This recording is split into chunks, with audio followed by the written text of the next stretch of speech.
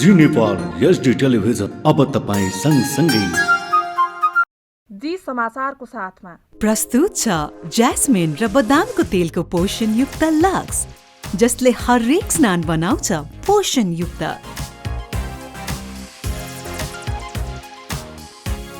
अब पाउनुहोस् पोषणयुक्त चम्किलो त्वचा, प्रयोग गर्नुहोस् लक्स हरेक दिन। फेयर एन्ड लभली को नयाँ नाम अब glow and lovely. Fair and lovely अब ग्लो एन्ड लभली किनकि निखार भन्दा बढी पाउनु हुनेछ एचडी ग्लो। प्रस्तुत छ ग्लो एन्ड लभली। यसको मल्टिभिटामिन गहिराईमा गएर दाग धब्बा घटाउँछ अनि अनुहारलाई दिन्छ उत्कृष्ट ग्लो। नयाँ जमानाको glow, glow and lovely. Neha absent ma'am. यति धेरै बच्चाहरू एब्सेन्ट। बिमारी जुन फैलिरहेको छ, एकबाट अर्कोलाई कसरी लड्ने? बिमारीसँग लड्नु छ भने बिमार फैलाउने भाइरससँग लड्नुस्, जुन छुँदाखेरि पनि फैलिन्छ। त्यसैले बारम्बार लाइफ बोय भाइरस फाइटर, यसले भाइरससँग लड्छ र तपाईलाई सुरक्षा गर्छ। संसारकै नम्बर 1 सेलिङ जम्प प्रोटेक्सन सोप ब्रान्ड। प्रस्तुत छ 53 ग्रेड र 43 ग्रेडको सर्वोत्तम सिमेन्ट, अपग्रेडेड स्ट्रेन्थका साथ, जसले हुन्छ निर्माण अझ धेरै बलियो। नेपालगञ्ज बजारमा वर्षौंदेखि सेवा दिँदै आएको नम्बर 1 सुनचाँदीबाट बनेका सुन्दर, आकर्षक तथा मनमोहक गहना जस्तै बाला, मङ्गलसूत्र, छड्के तिलहरी, हार, रानीहार, औँठी, झुम्का, चाँदीका करुवा लगायत अन्य थुप्रै आकर्षक गहना बनाउनु परे वा खरिद गर्नु परे हामी कहाँ अवश्य पाल्नुहोस्। हामी सेवामा तत्पर छौं। सम्पर्क स्थान नेपाल ज्वेलर्स, सदर लाइन, नेपालगञ्ज। सम्पर्क व्यक्ति शकिल अहमद र अनिश अहमद। सम्पर्क मोबाइल नम्बर 985880 21864 र 985880 20179। ग्राहक वर्गहरूलाई यस पसलको अन्य कुनै शाखा नरहेको पनि हामी सहर्ष जानकारी गराउँदछौँ। सुन्दरताको ग्यारेन्टी नै हाम्रो विशेषता हो।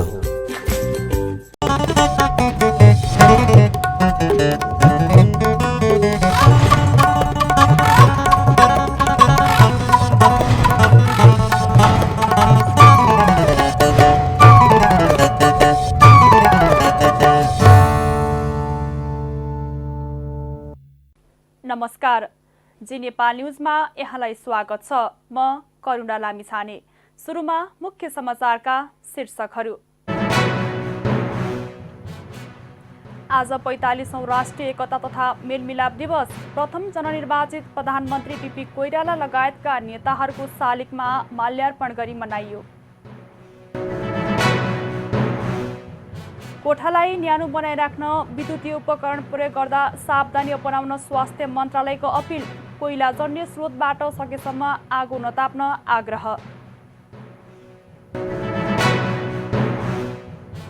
चितवनको राष्ट्रिय वन क्षेत्रमा 31 वन्यजन्तुको मृत्यु, अनुसन्धानलाई तीव्र पारियो।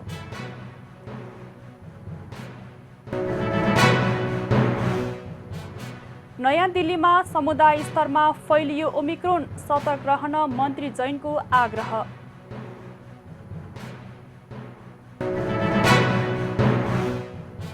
र क्रिकेटर कको अन्तर्राष्ट्रिय टेस्ट क्रिकेटबाट सन्यास लिने घोषणा। भारत विरुद्धको आगामी टेस्टका लागि टोलीलाई शुभकामना। धारा, के तपाईले तेलको शुद्धता चेक गर्नु भएको छ? शुद्धता? तपाईले तोरीको तेलको क्वालिटी तपाईको ल्याब यही किचनबाट चेक गर्न सक्नुहुन्छ। सकले तोरीको तेलमा सधैँ। फेयर एन्ड लभली को नयाँ नाम अब glow and lovely. Fair and lovely अब ग्लो एन्ड लभली किनकि निखार भन्दा बढी पाउनु हुनेछ एचडी ग्लो। प्रस्तुत छ ग्लो एन्ड लभली। यसको मल्टिभिटामिन गहिराईमा गएर दाग धब्बा घटाउँछ अनि अनुहारलाई दिन्छ उत्कृष्ट ग्लो। नयाँ जमानाको glow, glow and lovely. Neha absent ma'am. यति धेरै बच्चाहरू एब्सेन्ट। बिमारी जुन फैलिरहेको छ, एकबाट अर्कोलाई कसरी लड्ने? बिमारीसँग लड्नु छ भने बिमार फैलाउने भाइरससँग लड्नुस्, जुन छुँदाखेरि पनि फैलिन्छ। त्यसैले बारम्बार लाइफ बोय भाइरस फाइटर, यसले भाइरससँग लड्छ र तपाईलाई सुरक्षा गर्छ। संसारकै नम्बर 1 सेलिङ जम्प प्रोटेक्सन सोप ब्रान्ड। प्रस्तुत छ ज्यास्मिन र बदामको तेलको पोषणयुक्त लक्स, जसले हरेक स्नान बनाउँछ पोषणयुक्त।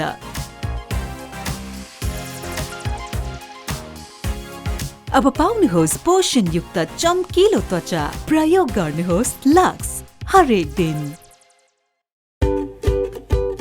नेपालगञ्ज बजारमा वर्षौंदेखि सेवा दिँदै आएको नम्बर 1 सुनचाँदीबाट बनेका सुन्दर आकर्षक तथा मनमोहक गहना जस्तै बाला, मङ्गलसूत्र, छड्के तिलहरी, हार, रानीहार, औँठी, झुम्का, चाँदीका करुवा लगायत अन्य थुप्रै आकर्षक गहना बनाउनु परे वा खरिद गर्नु परे हामी कहाँ अवश्य पाल्नुहोस्। हामी सेवामा तत्पर छौं।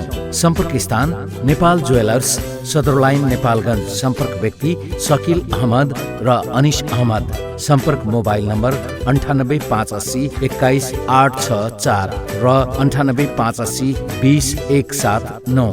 ग्राहक वर्गहरूलाई यस पसलको अन्य कुनै शाखा नरहेको पनि हामी सहर्ष जानकारी गराउँदछौँ। सुन्दरताको ग्यारेन्टी नै हाम्रो विशेषता हो। प्रस्तुत छ 53 ग्रेड र 43 ग्रेडको सर्वोत्तम सिमेन्ट अपग्रेडेड स्ट्रेन्थका साथ, जसले हुन्छ निर्माण अझ धेरै बलियो। अब जी नेपाल न्यूज विस्तारमा। राष्ट्रिय एकता तथा मेलमिलाप दिवस कांग्रेस र कांग्रेसका शुभेच्छुक संस्थाहरूले विभिन्न कार्यक्रम गरी मनाएका छन्। नेपाली कांग्रेसका संस्थापक बीपी कोइराला लगायतका नेता लामो निर्वासन अन्त्य गरी स्वदेश फर्किएको दिन पुष 16लाई हरेक वर्ष राष्ट्रिय एकता मेलमिलाप दिवसका रूपमा मनाउँदै आएका छ। मेलमिलाप दिवसका अवसरमा कांग्रेस मुख्यालय सानेपामा बीपी कोइरालाको तस्बिरमा माल्यार्पण गरिएको थियो। कार्यक्रममा कांग्रेसका नेताहरूले बीपीको योगदानलाई स्मरण गरेका थिए।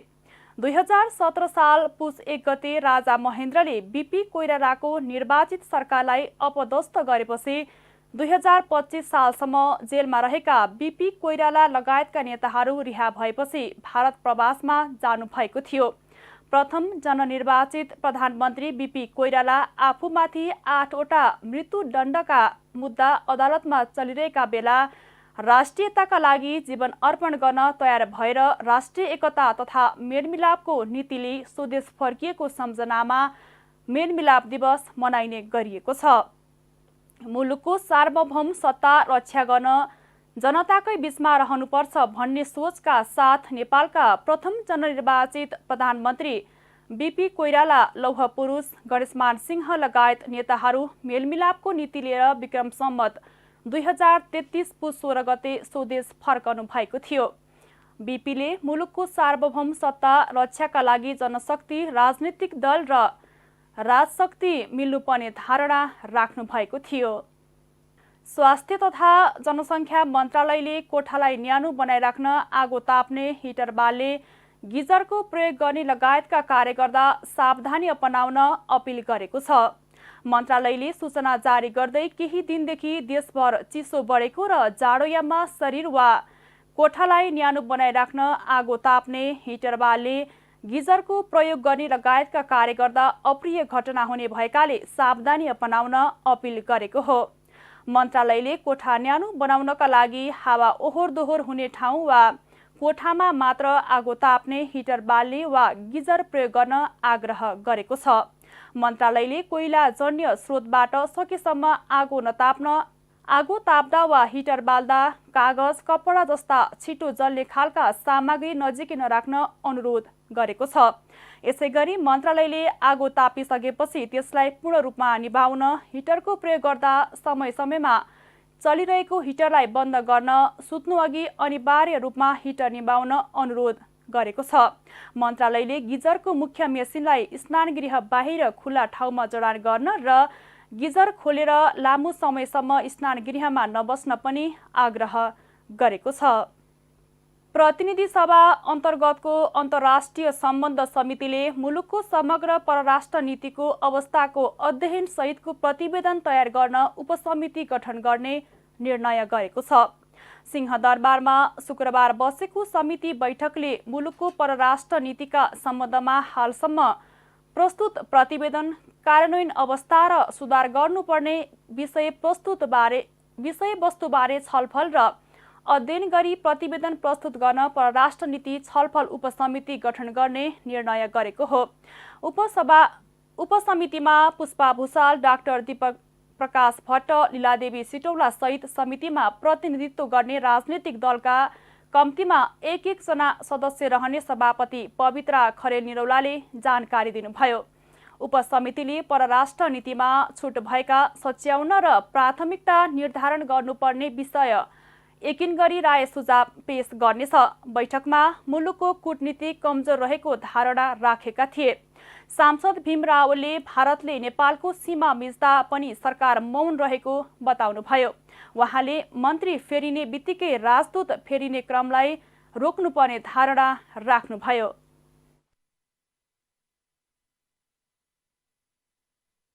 भारतले महाकाली नदीको नाम फेरेर हाम्रो भूभाग जुन लिम्पिया धुरालीकोले कालापानी अतिक्रमणमा पारेको थियो, त्यो एकदम स्थायी रूपमा आफ्नो भित्र पार्यो भनेर बाहिरबाट आएको छ। हाम्रो परराष्ट्र मन्त्रीले पनि बोल्दैन, परराष्ट्र मन्त्रीजी पनि बोल्नुहुन्न।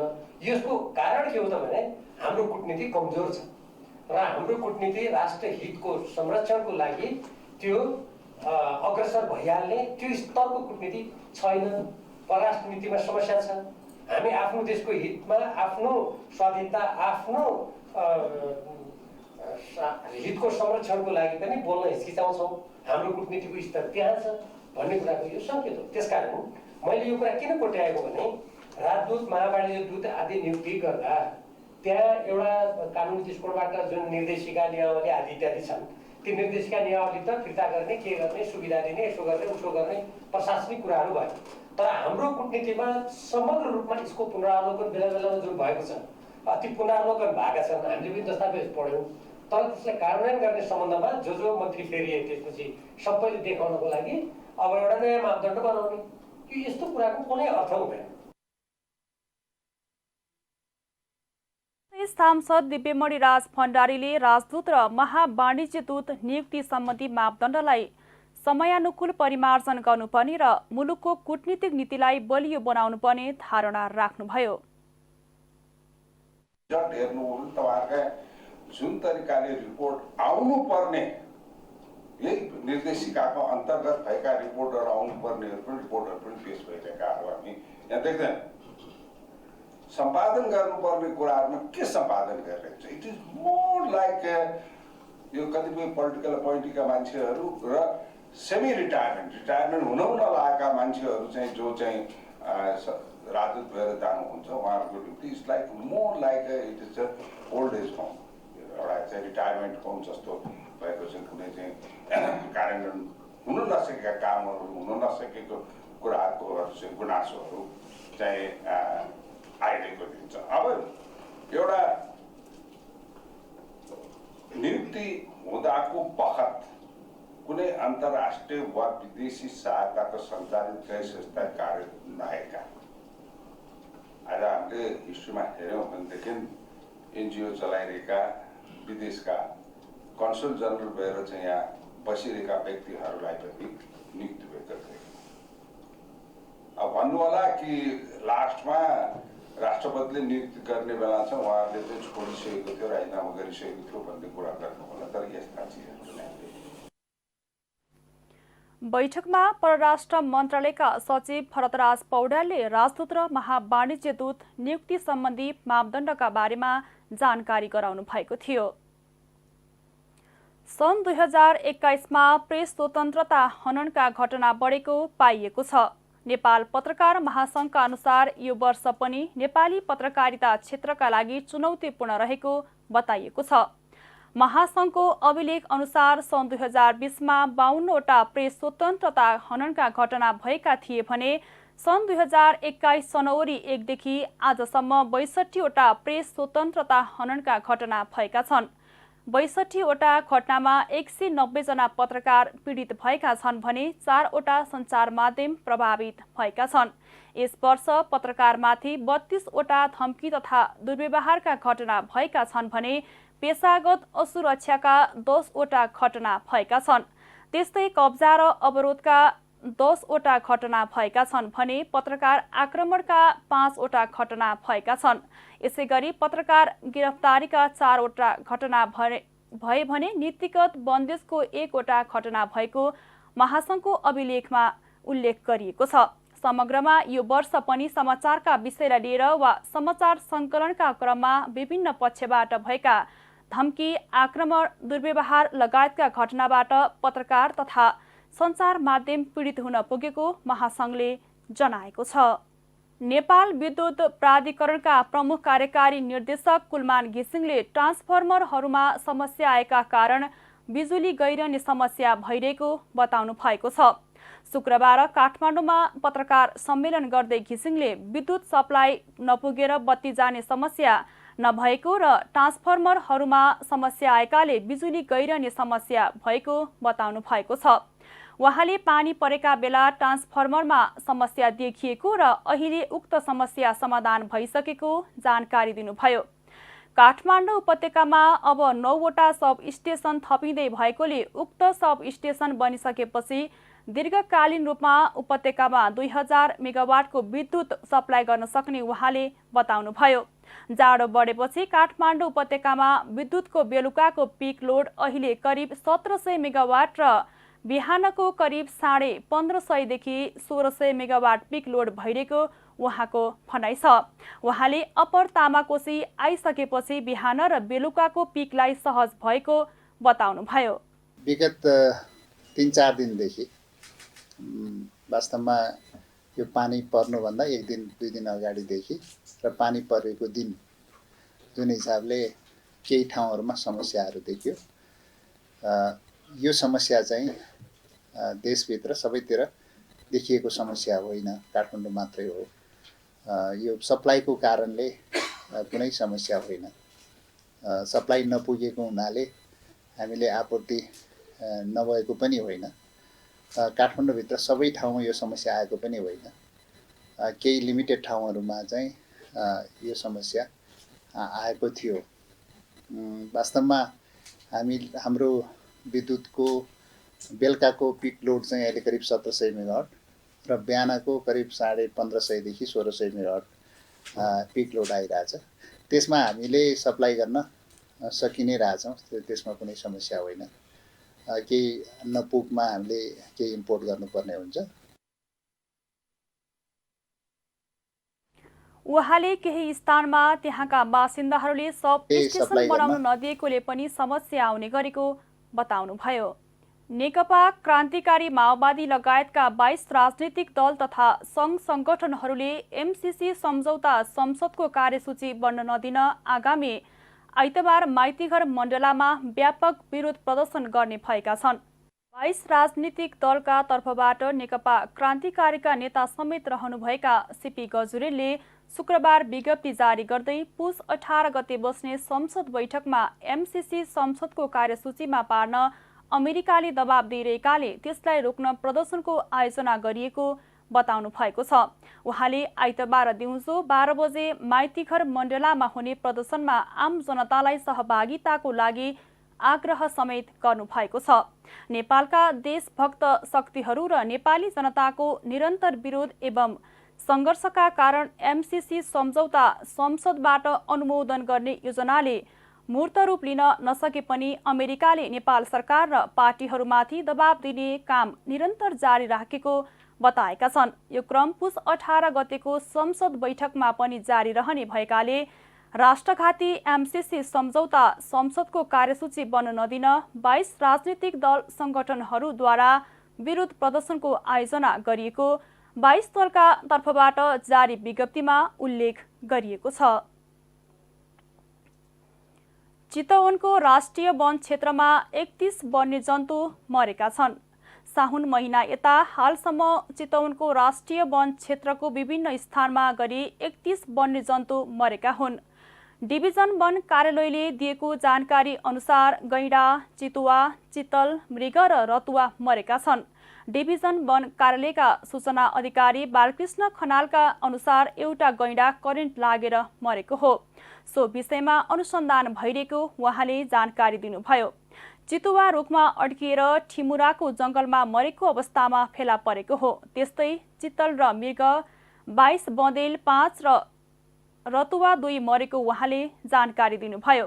गैंडा र चितुवा बाहेक अन्य अधिकांश वन्यजन्तु बरण्डा भारवन क्षेत्र, रामनगर र मुगलिन क्षेत्रमा सवारी साधनले ठक्कर दिएर मरेका हुन्। खनालका अनुसार 70% वन्यजन्तु सवारीको ठक्करबाट मर्ने गरेका छन्। वन्यजन्तुलाई ठक्कर दिने 2 सवारी नियन्त्रणमा लिई कारबाही गरिएको छ भने अन्य पहिचान हुन सकेको छैन।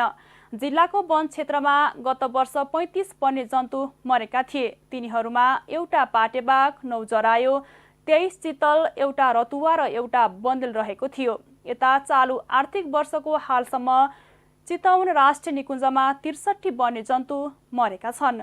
सरकारले निर्वाचन आयोग सम्बन्धी विधेयक तर्जुमा गर्न सैद्धान्तिक स्वीकृति प्रदान गर्ने निर्णय गरेको छ।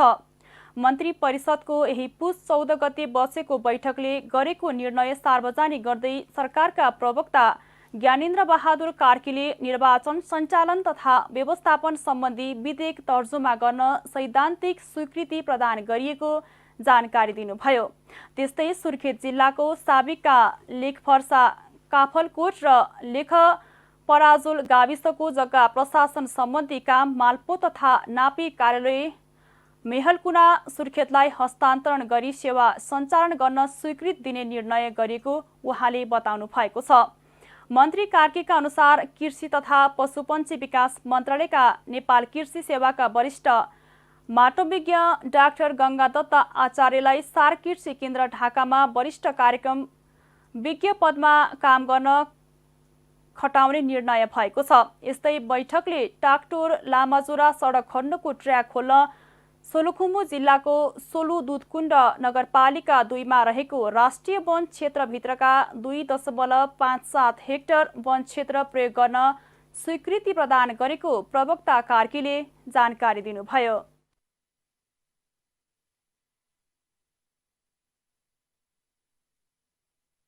फर्सा, काफलकोट र लेख पराजुल गाविसहरूको जग्गा प्रशासन सम्बन्धी काम मालपो तथा नापी कार्यालय मेहलकुना सुर्खेतलाई हस्तान्तरण गरी सेवा सञ्चालन गर्न स्वीकृति दिने। नेपाली सेनाका प्रधान सेनापति श्री प्रभुराम शर्मा मिति 2078-9-18 देखि मिति 2078-9-30 सम्म घर विदामा रहनुहुने भएकोले बालाधिकृत रथी बालकृष्ण कार्कीलाई नेपाली सेनाको कायम मुकायम भई प्रधान सेनापतिको कार्यभार सम्हाल्ने गरी तोक्न सम्माननीय राष्ट्रपति समक्ष सिफारिस गर्ने। मन्त्री परिषदको बैठकले चिकित्सा शिक्षाको स्नातक तहमा चीन लगायतका मुलुकमा भर्ना भएका विद्यार्थीका हकमा बाँकी रहेको अध्ययन, प्रयोगात्मक अभ्यास वा इन्टर्नसिप पूरा गर्न सैद्धान्तिक स्वीकृति दिएको छ। आदिकवि भानु जन्मस्थल विकास समितिको अध्यक्ष पदमा तनहुँ जिल्ला भानुचारका ऋषिराम पन्त र कार्यकारी निर्देशकको पदमा सोही ठाउँका शङ्कर राणा भाटलाई नियुक्त गर्ने निर्णय गरेको कार्कीले जानकारी दिनुभएको छ। जी नेपाल न्युजमा अब एकैछिन विश्राम। विश्रामभन्दा अगाडि मुख्य समाचारका शीर्षकहरू पुनः एकपटक। आज 45औं राष्ट्रिय एकता तथा मेलमिलाप दिवस। प्रथम जननिर्वाचित प्रधानमन्त्री पीपी कोइराला लगायतका नेताहरूको शालिगमा माल्यार्पण गरी मनाइयो। कोठालाई न्यानो बनाइराख्न विद्युतीय उपकरण प्रयोग गर्दा सावधानी अपनाउन स्वास्थ्य मन्त्रालयको अपिल। कोइलाजन्य स्रोतबाट सकेसम्म आगो नताप्न आग्रह। चितवनको राष्ट्रिय वन क्षेत्रमा 31 वन्यजन्तुको मृत्यु, अनुसन्धानलाई तीव्र पारियो।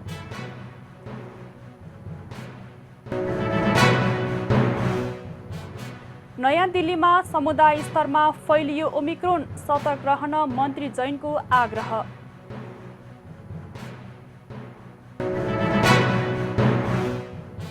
र क्रिकेटर ककको अन्तर्राष्ट्रिय टेस्ट क्रिकेटबाट सन्यास लिने घोषणा। भारत विरुद्धको आगामी टेस्टका लागि टोलीलाई शुभकामना। धारा, के तपाईले तेलको शुद्धता चेक गर्नुभएको छ? शुद्धता? तपाईले तोरीको तेलको क्वालिटी तपाईको ल्याब यही किचनबाट चेक गर्न सक्नुहुन्छ। सकले तोरीको तेलमा सधैँ राग आउँछ। फेयर एन्ड लभलीको नयाँ नाम अब glow and lovely. Fair and lovely अब ग्लो एन्ड लभली किनकि निखार भन्दा बढी पाउनुहुनेछ एचडी ग्लो। प्रस्तुत छ ग्लो एन्ड लभली। यसको मल्टिभिटामिन गहिराईमा गएर दाग धब्बा घटाउँछ अनि अनुहारलाई दिन्छ उत्कृष्ट ग्लो। नयाँ जमानाको glow and lovely. Neha absent ma'am. यति धेरै बच्चाहरू एब्सेन्ट। बिमारी जुन फैलिरहेको छ एकबाट अर्कोलाई कसरी लड्ने? बिमारीसँग लड्नु छ भने बिमार फैलाउने भाइरससँग लड्नुस्, जुन छुँदाखेरि पनि फैलिन्छ। त्यसैले बारम्बार लाइफ बोय भाइरस फाइटर। यसले भाइरससँग लड्छ र तपाईलाई सुरक्षा गर्छ। संसारकै नम्बर 1 सेलिङ जम्प प्रोटेक्सन सोप ब्रान्ड। प्रस्तुत छ ज्यास्मिन र बदामको तेलको पोषणयुक्त लक्स, जसले हरेक स्नान बनाउँछ पोषणयुक्त।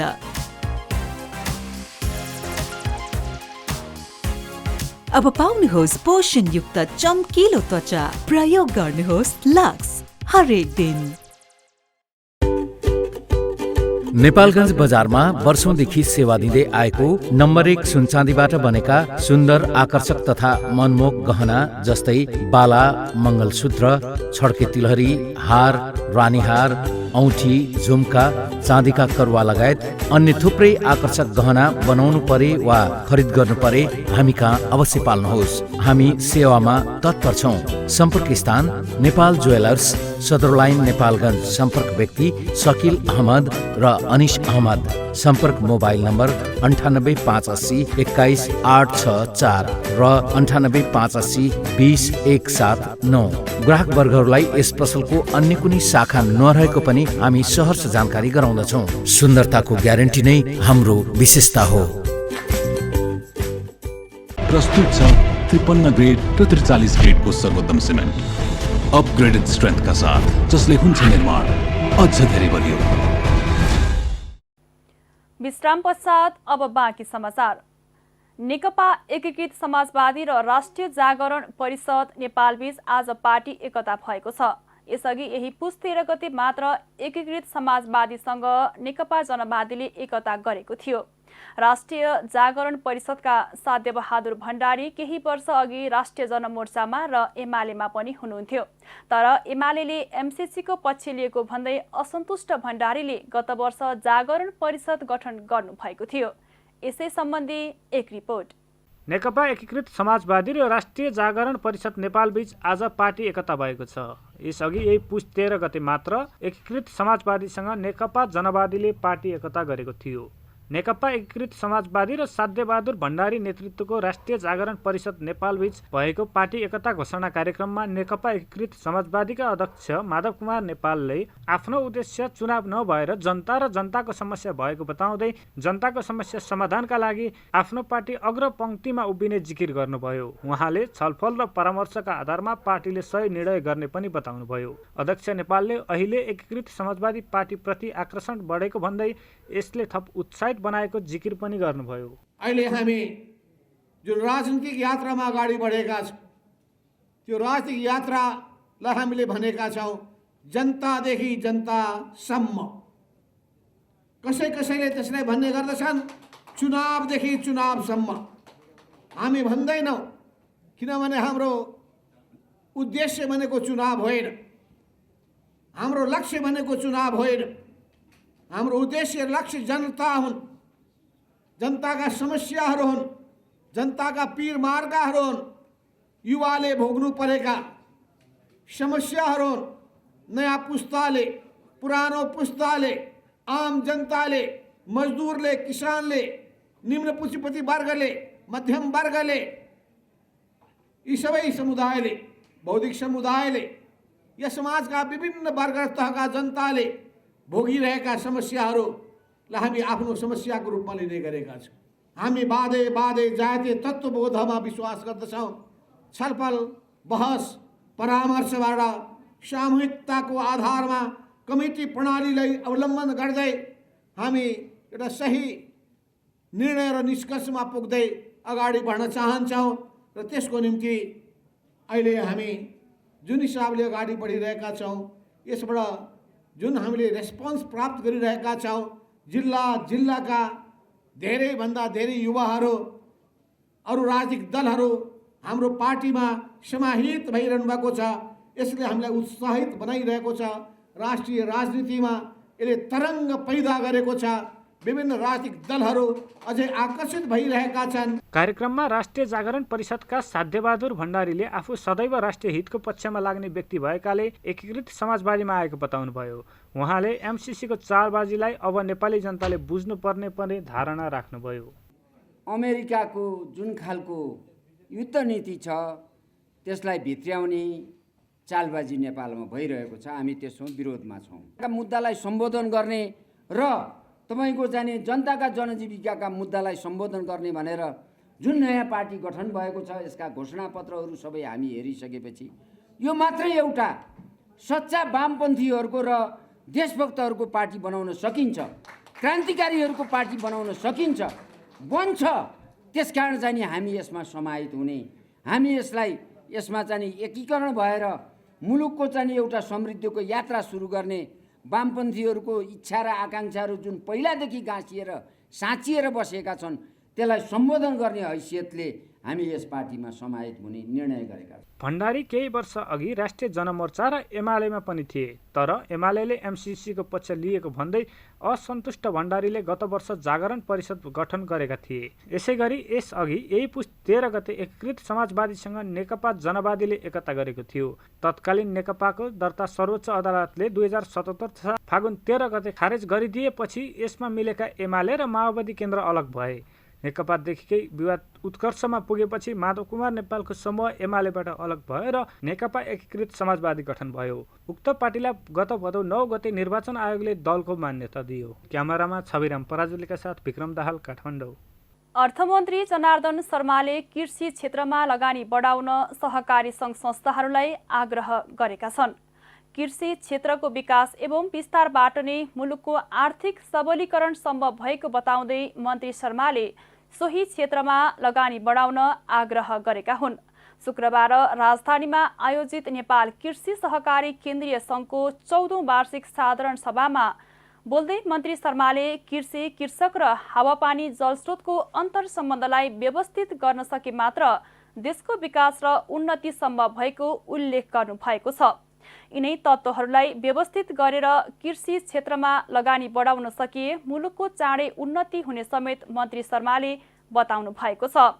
तर यसका लागि सरकारले विशेष ध्यान दिइरहेको बताउँदै मन्त्री शर्माले कृषि क्षेत्र र किसानहरू राज्यबाटै उपेक्षित भएको स्वीकार गर्दै अब उनीहरूलाई परिचालित गरेर कृषिमा आधारित उद्यमहरू स्थापना गर्न लागि पर्ने प्रतिबद्धता व्यक्त गर्नु भएको छ।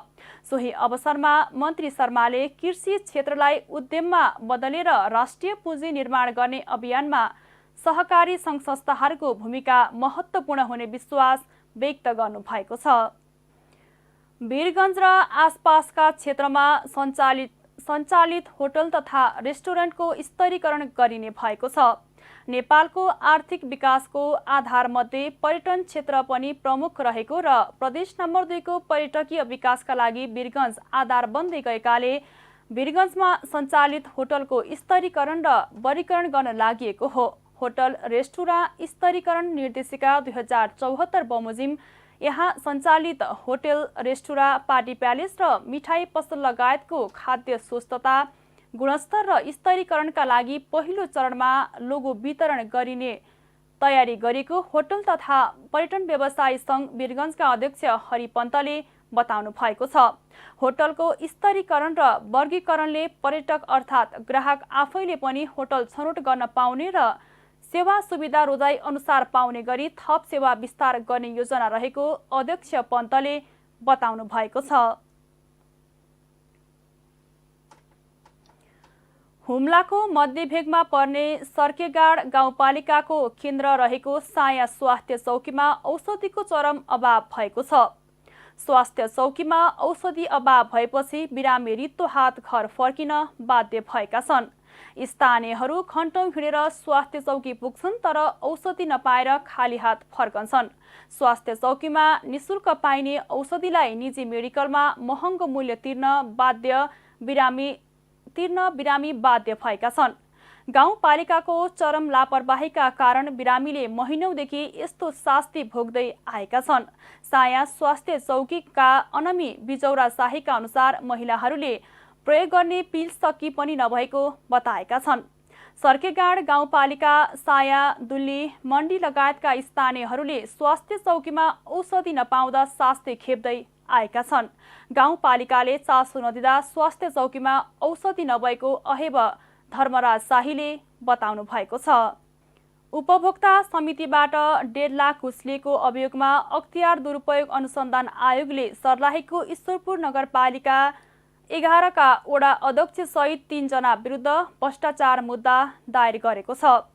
वडा अध्यक्ष रामदुलाल शाह र वडा सदस्य द्वय सोनीलाल शाह रौनियार र उमेश राय विरुद्ध अख्तियारले शुक्रबार विशेष अदालतमा मुद्दा दायर गरेको हो।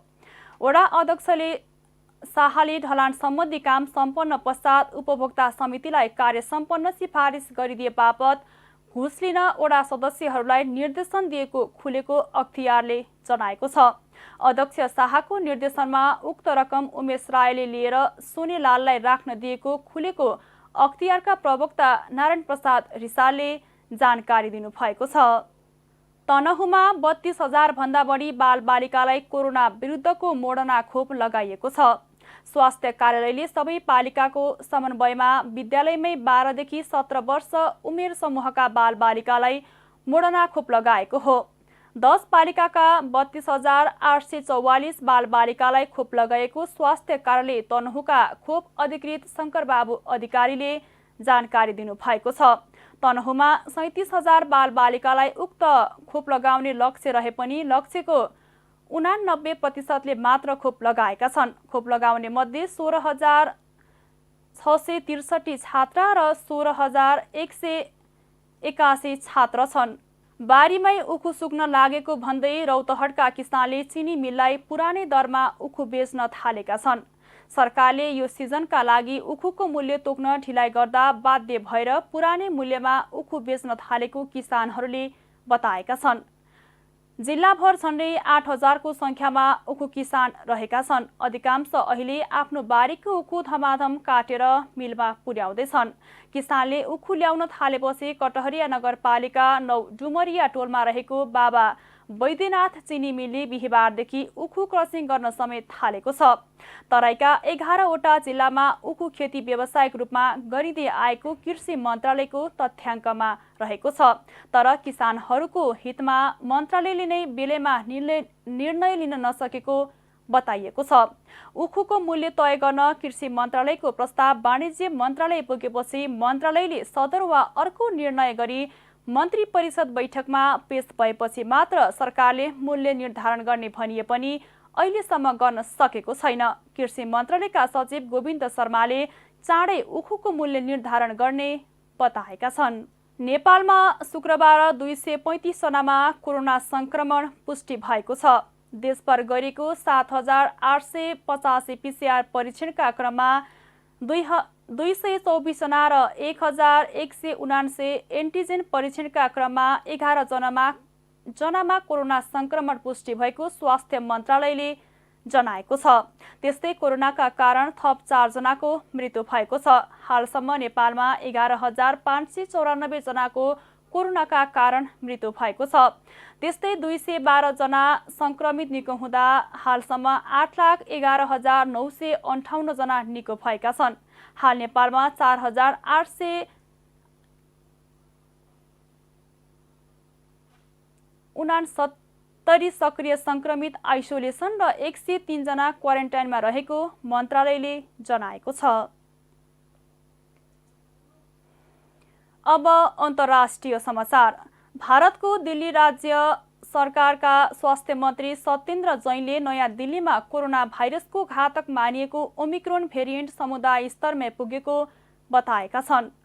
स्वास्थ्य वैज्ञानिकहरूका हालैका अनुसन्धानबाट ओमिक्रोन समुदायमै पुगेको पाइएको अधिकारीहरूले जनाएको उहाँले बताउनु भएको छ। अनुसन्धानबाट ओमिक्रोनको संक्रमण समुदायमा पुगेको पाइएको छ भन्दै उनले दिल्लीमा पछिल्ला समयमा फैलिएको कोरोना संक्रमणका 40% भन्दा बढी संक्रमितहरू ओमिक्रोनकै भएको बताउनु भएको छ। त्यस्तो संक्रमण बाहिरबाट आएका मानिस र यही रहेकामा नै देखिएको छ।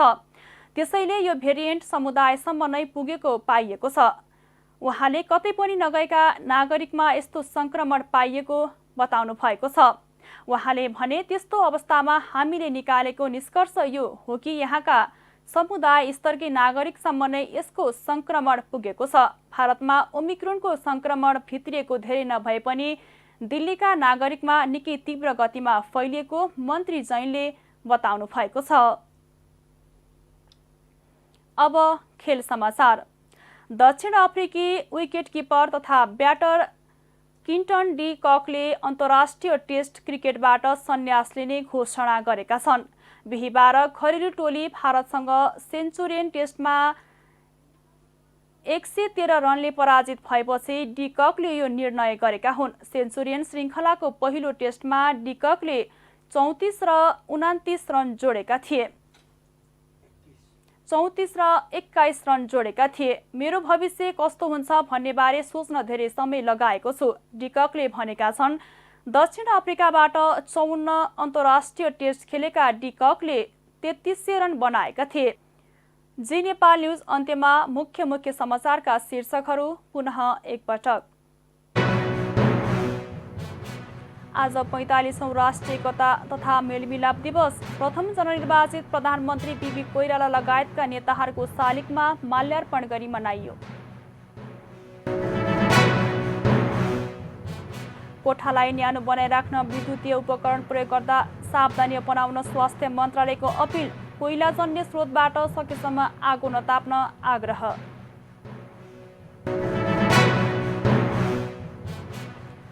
चितवनको राष्ट्रिय वन क्षेत्रमा 31 वन्यजन्तुको मृत्यु, अनुसन्धानलाई तीव्र पारियो।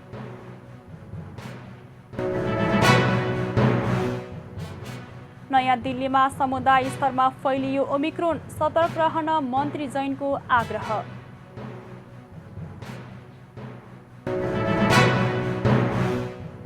र क्रिकेटर ककको अन्तर्राष्ट्रिय टेस्ट क्रिकेटबाट सन्यास लिने घोषणा। भारत विरुद्धको आगामी टेस्टका लागि टोलीलाई शुभकामना। हौस् त अहिलेलाई जी नेपाल एचडी न्युज यति नै। ताजा समाचार र मनोरञ्जनका लागि हेर्दै गर्नुहोला जी नेपाल एचडी टेलिभिजन। नमस्कार।